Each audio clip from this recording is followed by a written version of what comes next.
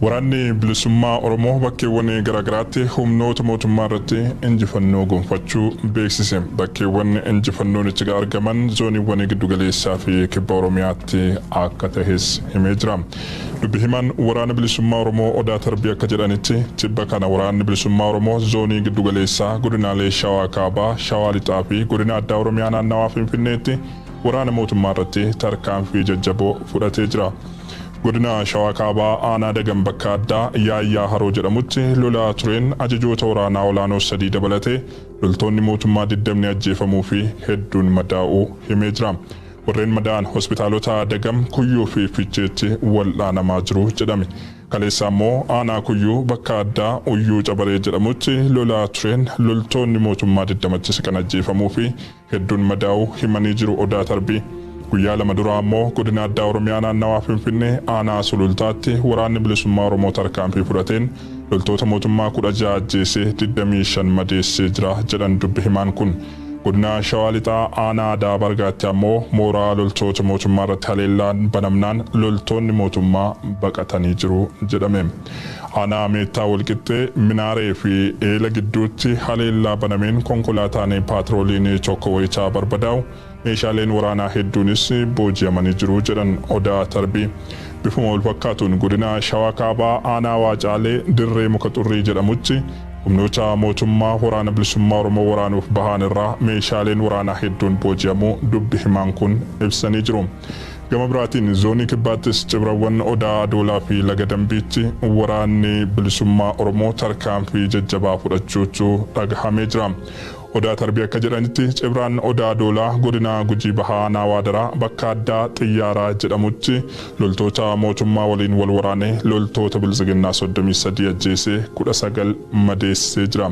Guyyuma sana ganda Sokoraa jedhamuttis lolaa adeemsifameen loltoonni mootummaa 6 ajjeefamanii 10 ammoo madaa'uu eeranii jiru. Tarkaanfii biraa Cibraan Odaa Adoolaa gidduu kana magaalaa Adoolaa fi Waadaraatti fudhateen loltoonni mootummaa 8 ajjeefamanii 14 madaa'anii jiru jedhan.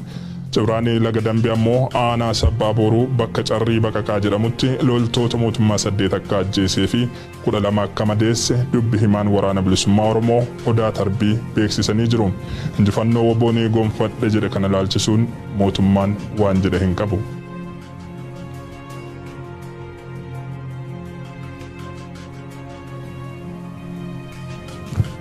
Oduudhuma walqabatuun olollee gareen bilisiginnaa miseensonni waraana bilisummaa Oromoo harka kennatan jedhee afarsu dhugaarraa kan fagaatedha jedhan jiraattonni. Tibbana godinaalee Salaalee fi Horroo Guduruu Wallaggaatti miseensonni waraanichaa dhibbootaan lakkaawaman tumsaa abbootii gadaatiin harka kennatan jedhamuun miidiyaalee mootummaa irratti afarfamaa jira. Dubbiin kun dubbii sobaa akka ta'e ammoo OMN hawaasaa fi miseensota waraana bilisummaa Oromoo irraa qulqulleeffachuuf danda'ee jira. Abrahaam Birruu guutuu oduu kana akkattaan itti qopheesseera.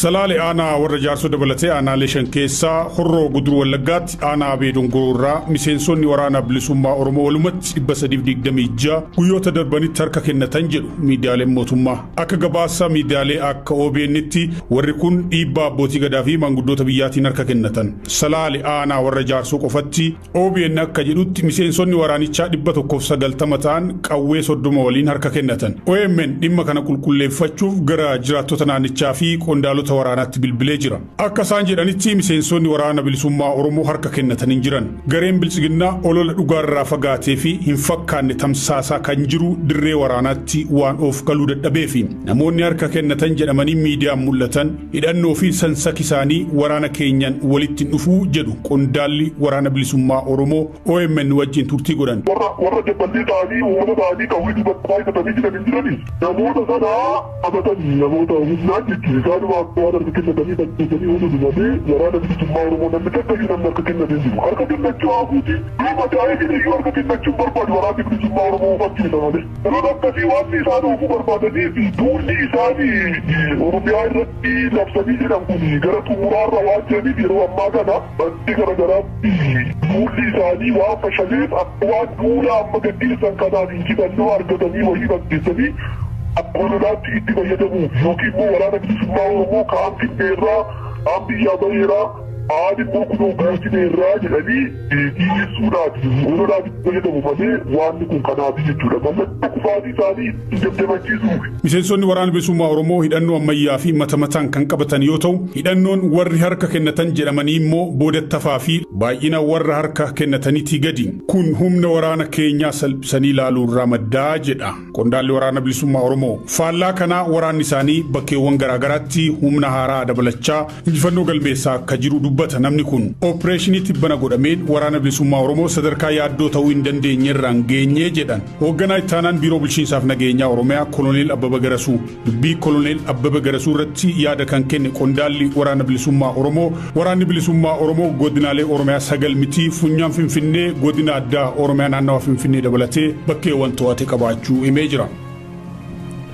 Garooduu keenyatti aanutti wayitaa ceenu poolisiin federaalaa dhimma koloneel Gammachuu ayyaana irratti deebii mana murtiif kenneen koloneel Gammachuu koomishiniin poolisii Oromiyaa waan deebisee nurraa fudhachuu dideef tursiifne malee waan ittiin isaa shakkinee hin qabnu jedhe.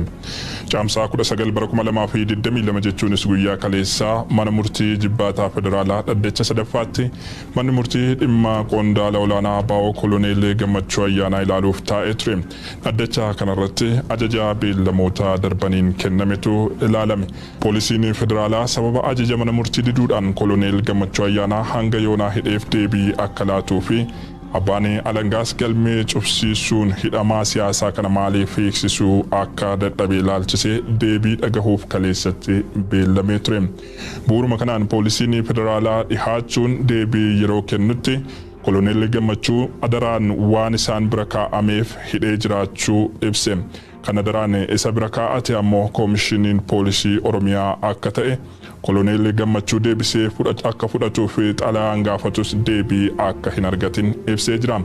Hidhamaa kana gara Oromiyaatti geessus nama isarraa fuudhu akka dhabe mana murtichaaf ibse. Poolisiin federaalaa abbaan alangaa federaalaas himannoo koloneel Gammachuu irratti banu akka hin qabne ibsuudhaan koloneel akka hiikamaniif yeroo adda addaatti poolisii gaafachaa akka ture hime. Koloneel Gammachuu ayyaanaa gama isaatiin deebiin abbaa alangaa fi poolisii federaalaa dhugaa akka hin taane ibsanii gaafan hidhame qaamoleen kunniin walumaan ta'uun na hidhanii jechuun yaada isaanii kennan. Deebii bitaa fi mirgaa kan dhaggeeffate manni murtii jibbaataa federaalaa kunis poolisiin Oromiyaa qaamaan dhihaatee dhimmicha irratti deebii akka kennuuf beellama itti aanu caamsaa 23 bara 2022tti bulfatee jira. Koloneel Gammachuu ayyaanaa fi hoogganoonni adda bilisummaa Oromoo hedduun badii tokko malee manneen hidhaa garaagaraatti itti fufiinsaan dararamaa jiru. Isaan kanaan alattis dhalattoonni Oromoo kumaatamaan lakkaa'aman manneen hidhaa bilisiginnaatti itti fufiinsaan hiraarfamaa jiraachuun ni beekama.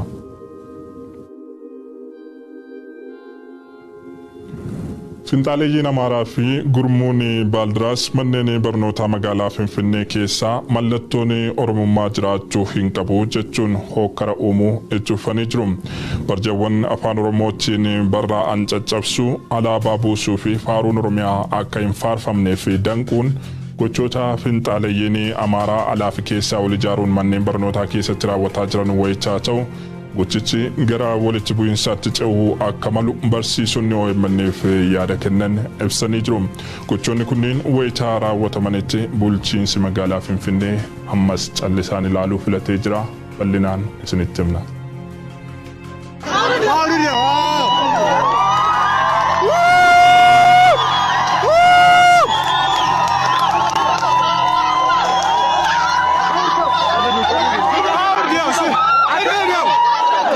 Finxaaleeyyiin Amaaraa manneen barnootaa magaalaa Finfinnee keessatti hokkara uumuuf sochii tibbana keessaa fi alaan wal ijaaranii eegalan itti fufanii hojii baruu fi barsiisuu gufachiisaa jiraachuu barsiisonnii fi maatiin barattootaa OMN'f yaada kennan himan. Adeemsi kun ilaalcha jibba Oromummaa finxaaleeyyii Amaaraa biraa mul'atu bu'uuraa godhachuun kan eegalame wayichaa ta'u dhaabolee ilaalcha kana tarkaanfachiisan kanneen akka Baaldiraasiin xiyyeeffannoon irratti hojjetamaa jira. Alaabaan Oromiyaa manneen barnootaa magaalaa Finfinnee keessatti argaman keessa akka hin dhaabbannee fi faaruun Oromiyaa akka hin faarfatamne barjaan barreeffama qubee afaan Oromoo ofirraa qabus akka hin dhaabamneef bifa duulaatiin sochiitti kan jiran gareen finxaalayyaa Amaaraa kun guyyaa kaleessaa mana barnootaa Kolfee sadarkaa lammaffaa keessatti jeequmsa kaasuun barnoonni akka addaan citu taasisaniiru. Alaabaa buusanii ciruun barsiisotatti dhagaa guuruu fi dhaadannoolee garaagaraa dhageessisuun gochoota humnoonni keessaa fi alaan wal ijaaran kunneen mana barumsichaa keessatti raawwatanidha jedhu barsiisaan mana barumsichaatti dubbifne. Manni barumsichaa mana barumsa Kolfee sadarkaa lammaffaati. Oromiyaa baandiraa eeguman biyya itti akka jedhanii waan akkasii jalqabanii kanarraa dareen hundumtuu yoo jalqabnaan nuyi dhiisnee gadi baanee yoo baanu dhaqanii gara boollichaa alaabaa dhaabuudhaan qotame kanaa dhaqanii boolla sana tuulchuu sibiila laabichi ittiin hojjetamuudhaaf jedhe sibiila sana kuffisanii jajjallisuu waan kana dhagaa barsiisutti darbachuu poolisootaa fi ol seenanii tasgabbeessuudhaaf jedhanitti illee dhagaa guuranii alaabaa sagal federaalaallee buusanii kukkutanii tuubaatanii olii gadee fi guddoo kookabiin istaariin iddoo irra jirtu sana iddoo sana jamarmaranii qabaniitu diimaa magariisa daarungaa deebichaa ka'ii sana isa qofaa argisiisaa olii gadee fiigaa turanii. Gochicha duuba barsiisota dabalatee qaamni barattoota sochii kanaaf qindeessu jiraachuu